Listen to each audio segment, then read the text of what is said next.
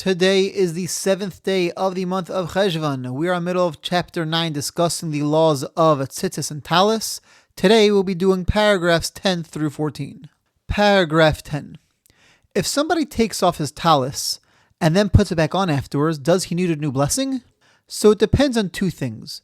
It depends on, number one, if when he took it off, did he plan on putting it back in a short amount of time? And also, when it was off, was he in a place where it was forbidden for him to wear a tallis? So to explain the first rule, if a person took off his tallis, very simply, he then stepped outside shul for a few minutes, and then he comes back in to put it back on, and when he took it off, he was planning on putting it back on, no new blessing would be required. If, however, the tallis fell off of him, very commonly the strings get caught in somebody else's chair or something of that sort, and you're walking and the whole tallis comes off, because you didn't take it off with intention to put it back on, then you do need a new blessing. You can't say your original blessing that you made when you put it on the first time continues when you put it on the second time because you didn't take it off intentionally. If you took it off intentionally, you could say the blessing from the beginning continues the second time because I was thinking about it when I took it off, put it back on. It was all part of the game plan, so to speak. When it comes off by itself, it's not part of the game plan, and therefore it's considered putting it on fresh, and therefore a new blessing is needed. Now, falling off means the whole thing fell off. If a little bit is still left on your shoulder, then it would be fine. You don't need a new blessing. Let's say it starts slipping off and you manage to catch it in your hand. Catching in your hand is not called wearing it, and therefore, even though you caught it, you still do need a new blessing when you put it back on. The second rule is if when you take it off, you go to a place where it's forbidden to wear a tallis.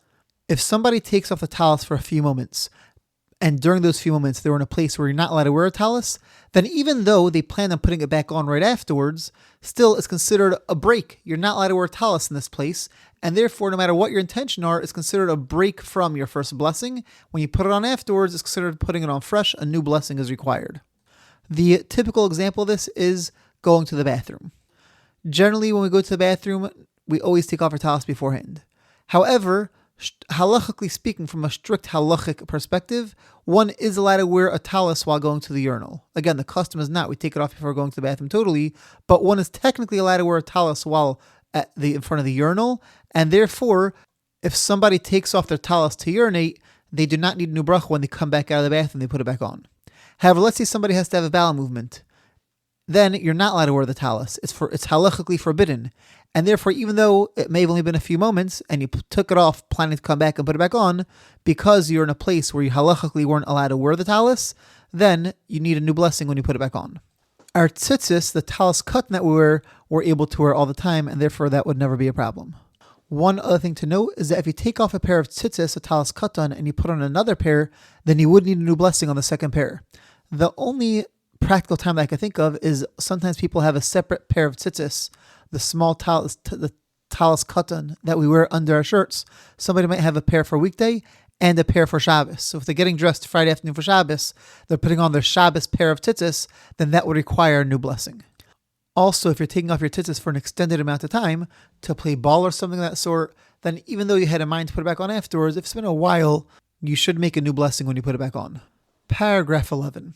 Let's say you come to shul in the morning for morning services, and you realize, I forgot my tallis at home. Now, most shuls will have a tallis that you can use. You can use one of the shul's tallises. But let's say for whatever reason, there's no shul tallis around, but your friend, who maybe isn't there that morning, had left his tallis in his tallis bag on one of the tables in shul. Are you able to use your friend's tallis without asking him? So the halacha is that we take it for granted that, generally speaking, people are very happy to have mitzvahs done with their objects, and you don't have to ask permission, assuming that the object doesn't get ruined in the process. Since wearing a tallis should not cause any ruination happening to the tallis, therefore you can use your friend's tallis even if you don't have permission. You have to make sure, of course, to fold it up properly afterwards and put it away properly. Unless it's Shabbos. On Shabbos, there are halachic issues with folding a tallis on the creases. When you fold a tallis on Shabbos, you're supposed to fold it off the creases, and therefore we again assume that people are fine with, if it's on Shabbos, you could fold their tallis not on the creases during the week. Make sure it's on the crease and being folded properly. On Shabbos, people are okay if it's not folded 100% properly. Now, the halacha is that we do not make a blessing on a borrowed tallis, only on a tallis which is yours. So if you are borrowing a tallis from a friend, it's not really borrowing. The friend should, so to speak, give it to you as a gift, and then when you finish using it, you're returning it back to the original owner. Even if these words are not explicitly said when you quote-unquote borrowed the tallis from your friend, when you took a tallis from your friend, we still take for granted that was the intention behind handing over the tallis and handing it back. Therefore, you do make a blessing no matter what. The bigger problem is the shul tallis. A shul tallis is generally owned by the community, and therefore when you use a shul tallis, it's partially yours, and you should make a blessing on it. However, the custom is that if you're using a shul tallis just because you called up for an aliyah, for example, on Shabbos afternoon, there's Torah reading, you're called up to make a blessing on the Torah, you need a tallis, you take a tallis from a shul, or afternoon or evening service, you're leading services, you take a shul tallis. And that, for those situations, because we're not wearing the tallis to get the mitzvah of tzitzis, it's more for the honor of the congregation. In that case, the custom is we don't make a blessing on it. However, if you're taking one of the shul's tallises to use for morning services, then you should make a blessing before you put it on. Paragraph 12. What is the material supposed to be made out of for tzitzis and for the garment itself? So we saw earlier that any material would require, any four-cornered garment, regardless of the material the garment is made out of, would require tzitzis. If it's synthetic, it's questionable, so Rabbi Moshe Feinstein says to not wear a synthetic, fully synthetic at least, four-cornered garment. But barring that, a four-cornered garment of any material would require tzitzis. Tzitzis strings that are made out of wool or linen could be placed on a garment of any material. However, tzitzis strings made out of other materials could only be put on a garment made of that material. So if you have cotton tzitzis strings, they could only work for a garment made out of cotton. Silk tzitzis strings could only work for a garment made out of silk. Wool or linen tzitzis strings would work for any type of garment. However, because there's a prohibition of having wool and linen together, you shouldn't put linen tzitzis on a wool garment and vice versa. Practically, tzitzis strings nowadays are generally always made out of wool, and therefore you never have an issue. There is talk about if you're supposed to make a blessing if you have wool strings on a non-wool garment, but practically speaking, the custom is in all these scenarios, you do make a blessing on the tzitzis or the tallis. Paragraph 13.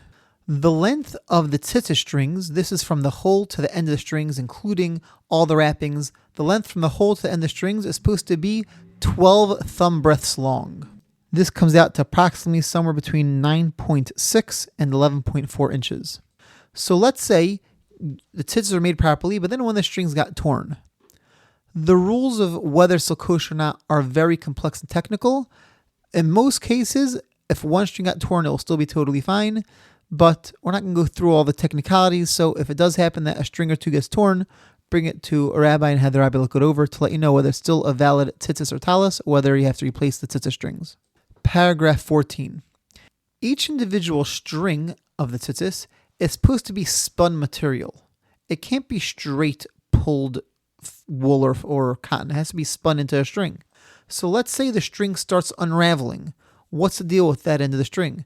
So the halach is that's considered any part which is unraveled is not considered cut off and as if it's not there.